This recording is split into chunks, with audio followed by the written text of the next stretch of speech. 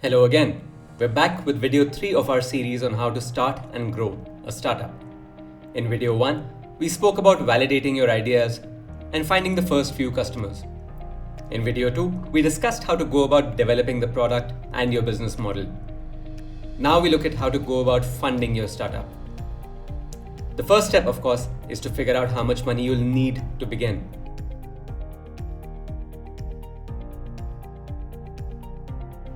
We leave links to resources in the description, but basically split your costs into 3.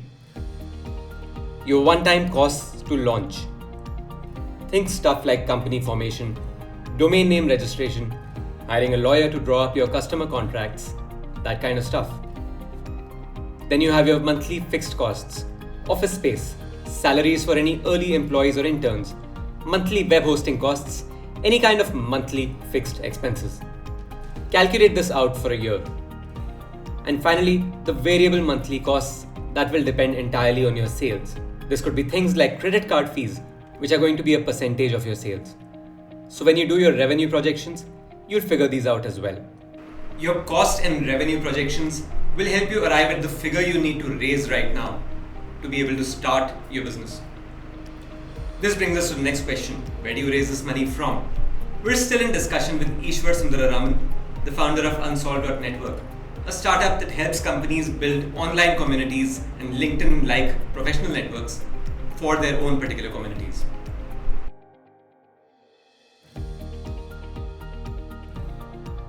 Realistically speaking, nobody apart from you and your family are going to trust you in your really early days unless you have some friends. If you have the credibility with your friends and they're willing to take a bet on you, even that I would find a long shot. So they basically say, self money, then family money, then friends money, right? I mean, so you want to try and get that happening just to build out some form of a testable version 1, right? So, and I think a testable version 1 is very efficiently possible today, even with just self money. No, I'm going to rename myself to Kunal Shah and basically then start hunting for money. That would work.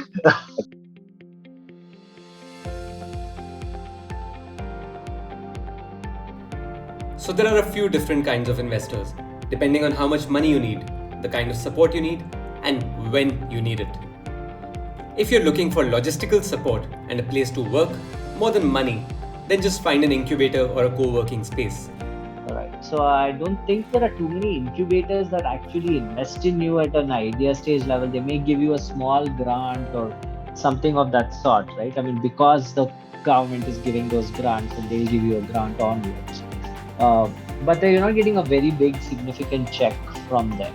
Typically, accelerators, invest a little bit more. Like, let's say it could be anywhere between a 10 lakh check to a 1 crore check that an accelerator does. But I'd say incubators are a good place to go to. Once you have a little bit of your idea validated or your product validated, you're going to get a little bit of mentorship. You're going to start working in a space with other entrepreneurs. It's easier to bounce things off people. So it's mostly like a co-working space where you are working with other entrepreneurs, and then there are some folks who have seen multiple such startups sprout and they're studying the industry, and therefore they may have some inputs for you. But I'm not sure I'm not sure how many incubators. In fact, a lot of incubators will ask you to pay per seat, right? So they may be investing in you, but they're also asking you to pay per seat. So there's stuff like that. So it's almost like a co-working space. So that's the incubator one. But of course, there are a lot of accelerators that will take you at a slightly later stage. So I think the incubator is a great place to go there to try and chisel your offering, chisel your positioning, talk to a lot of customers. They will force you to do that. So it's like someone behind your back to go and do X, Y, Z. Now let's say you've reached the stage where you finally do need to raise money. Maybe you want to do a lot of Google or Instagram advertising, or maybe you want to fine-tune your product. Your first port of call is going to be angel investors or seed funds. These guys will give you a reasonable amount of capital. They won't expect unicorn level returns, and you'll get a good amount of mentorship. Don't go to VCs just yet, not till your business is a few years old, and you're already basically making a lot of money and now need to scale up. VCs only think about opportunity, right? So is this an opportunity? They don't see this is a problem, this guy has solved it really well and people are paying him. That doesn't matter, right? When you're going for external money to an institution, right, which is where I'm saying, are you looking to be a unicorn? Right, so they are looking only at the opportunity piece. So you can be doing everything else right. You've identified a problem, you have done a solution which is really good, they're paying you money, you're growing reasonably fast, you feel that if you get some money you can grow even faster, right? But the VC will look at two things. One is, how big is this market, how big can you get, right? The second is what happens if other people discover the same opportunity? Can you sidestep competition?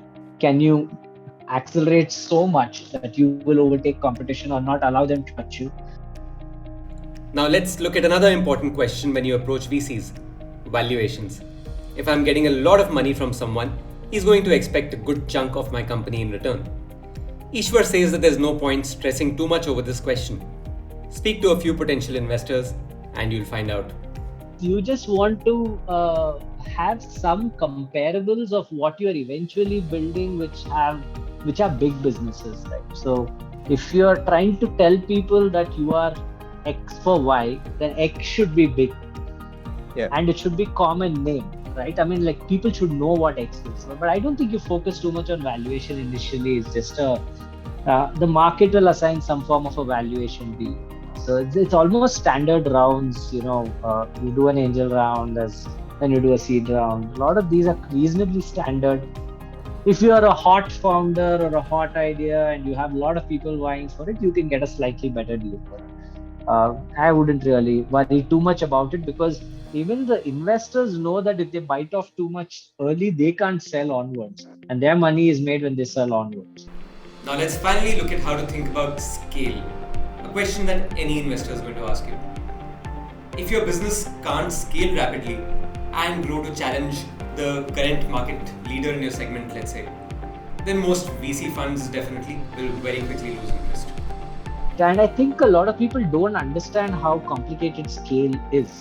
The question really came to me at one point in time when I pitched to a VC, and he said, okay, I'll give you 100 crores tomorrow. How much can you grow? And I'm like, I can't absorb 100 crores right now. I can probably take 20, right? Because I can. So he's like, how fast can you double, right? And I'm like, I can double potentially once in 6 months, right? Or maybe I can double once in 3 months, 4 months if I push it, right? I mean, 4 months is possible. And he was like, no longer interested, because that itself says. And I'm like trying to explain to him why I can't double faster than that, because of the operational complexity, the hiring, all of that. And all of that is a scale issue. The reason Paytm could just, during demonetization, just like that, take off, was because they didn't have operational complexity. I mean, of course, they had to deploy their QR codes, but it's just minimal operational complexity. The same way when Big Basket had a COVID lockdown, they couldn't take off. They couldn't service all the orders, right? Paytm could capture the market, Big Basket could not. Just allowed other people. So this is the difference between operationally heavy businesses versus tech businesses, right? And therefore, one of my learnings, and of course, a lot of investors in this space there's a difference between tech businesses and tech-enabled businesses. Like a WeWork is a tech-enabled business.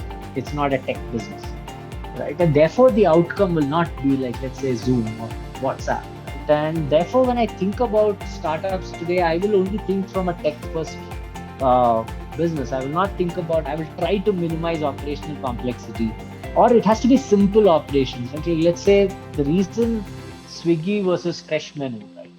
The reason Swiggy was able to scale was operational complexity was pick up from here and drop there. And that hardly requires training as such. Anyone can do that job. But Fresh Menu needs to get a kitchen, then needs to hire a chef, then needs to hire a line chef, line cooks. All of them require training. So if they have to scale, that is a very planned scale. Even though the talent is available, right? It's not that there are not enough cooks and chefs available. It still means acquiring that talent, training them, putting them to some process, and therefore growing, you need a location every time. That location needs to be optimally operationally sound. So I'm just saying a lot of these complexities are there versus Swiggy just needed to keep adding delivery boys. Okay, you go pick up, drop there, pick up, drop there. Now the simplicity in operations actually enables scale. And that wraps up our series on how to launch your startup. Do check out the first two videos if you haven't seen them yet. And yes, like this video, subscribe to our channel, it'll help us reach many more people.